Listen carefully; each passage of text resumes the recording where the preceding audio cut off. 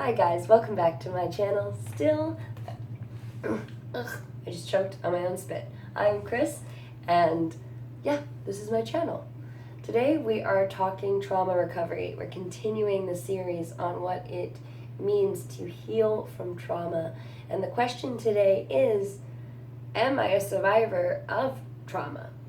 I think that there's a lot of people who dismiss events in their lives because they say, well, it's not as bad as so-and-so, or I deserved what happened to me, or I had it coming to me because I was doing this, that, and the other.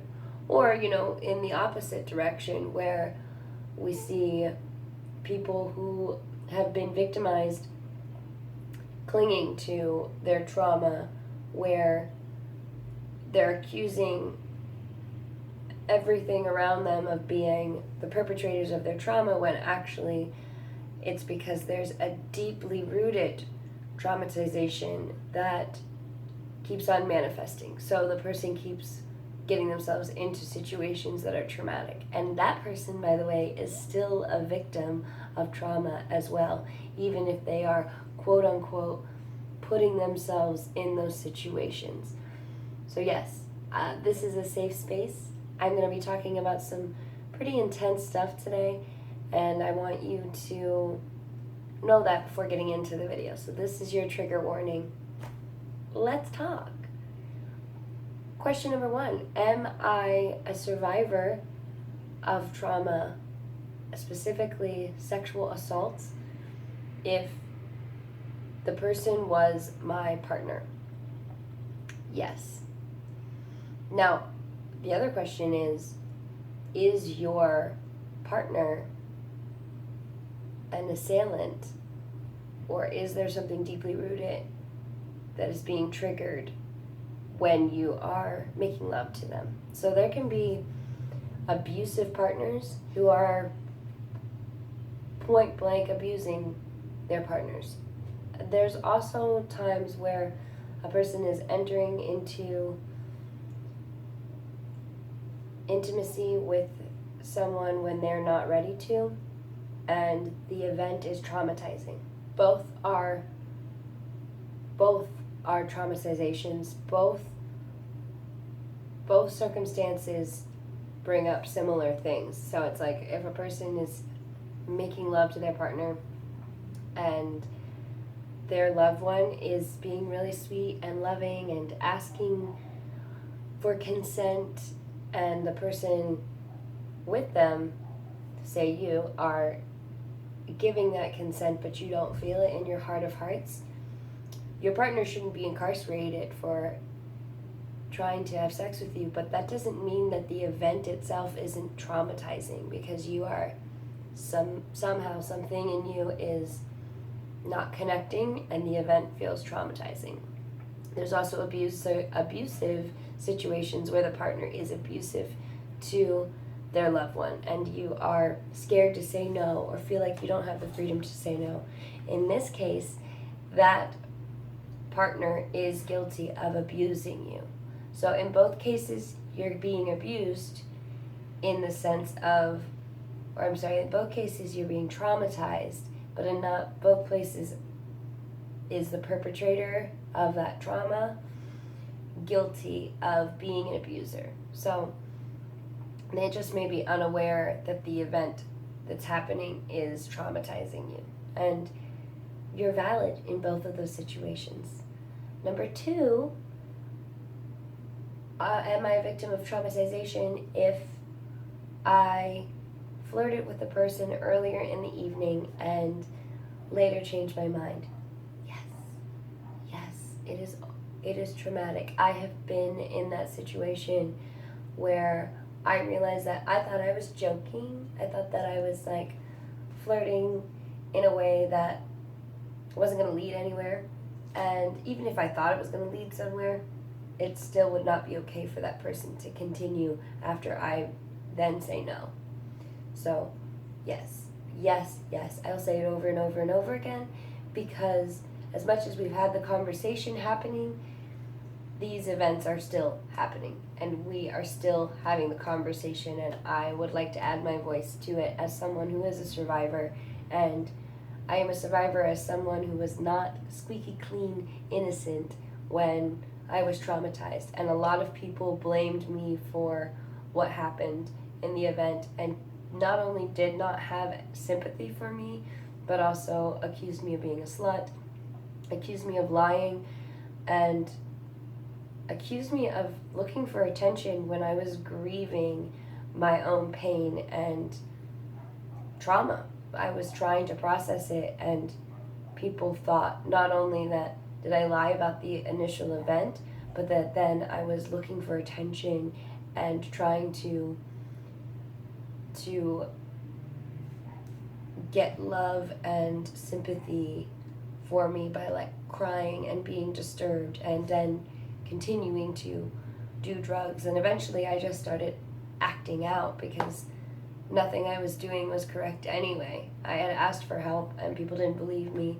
I was crying and upset, and people mocked me, or not only mocked me, but actively showed contempt and despised me for showing sadness about what had happened to me, because they thought that I deserved what had happened to me, that I had asked for it, that I wanted it, and that then I was using that event to then manipulate people into feeling something for me. And that happens a lot.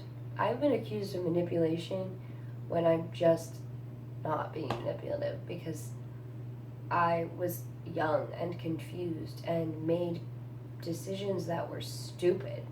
Truly. I mean, I wouldn't make them again. But I'm not mad at myself anymore for that, even though it took me a long time to forgive myself, and it came from, lots of self-harm, my loves. And I just want to help those of you who feel like you can't get a grip on what's happening in your life, and you just keep digging the hole deeper and deeper and getting further and further in to self-destruction, because that happens. And this is a safe place. You can talk to me on here anytime, but you can't talk to everyone about the things that happen to you, because not everyone is safe. Even the people you love, even family members, loved ones, best friends, if they aren't able to take what you are telling them and really see through all their preconceived notions about what it means to be a victim, then it's important that you go to someone safe. Go to a professional, go to a counselor, therapist, go to a hospital. I literally have had to go to a hospital because nobody else knew how to help me, because not only did I think I was bad, but everybody else thought I was bad too. So, yeah, that's the thing about being a victim, is you don't have to be good to be a victim. We'll have another conversation at some point about the difference between good and bad in general. So a lot of it deals with context, my dears. And third, can I both be an abuser and the abused, a victim and the victimizer? Yes, you can. You absolutely can. Your abuser could also be a victim. You could also be victimizing someone else even though you were abused. It's a whole spectrum, and you're allowed to explore that. And we are going to get deeper into this on the next video. But in case you're wondering about what it means to actually be considered a victim or a survivor or a traumatized person, then let me tell you, the answers are varied and multifaceted and complex, and things that sometimes we can't figure out on our own, and sometimes we need help. So stay tuned for next week when we discuss the repercussions of being a not perfect victim. All right, I hope this helps you feel not so alone and helps you identify with what has happened to you. It's really hard to do. A lot of times we disassociate from our bodies and ourselves, and we start to play a role rather than be in our body and experience what we're experiencing, because everybody's telling us what it is we're supposed to look like, what a victim's supposed to look like, what it is supposed to look like to be a marginalized person or a hurt person. And the truth is you as an individual deserve to be dealt with as an individual. And you've got a whole story, I know you do, that has a lot of different aspects of it. And it's okay if you haven't always made the perfect choice. That does not nullify the pain or the hurt that you have experienced in your life. So one of my things is that I try and reach out to the people who feel like they're the villains of the story. I have felt like I'm the villain of the story. I've been told I'm the villain of the story. I have been told that I am the selfish, slutty bitch who messed up people's lives.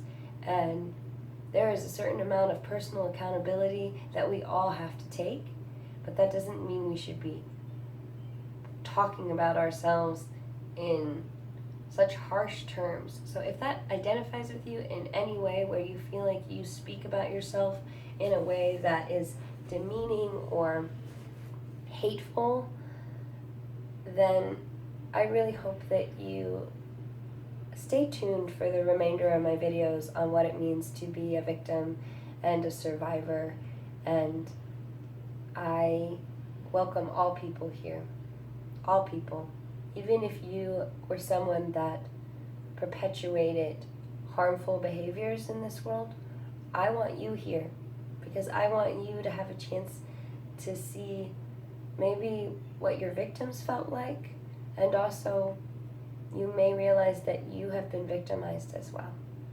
Okay, that's it. I love you guys. Namaste. I'll see you next week.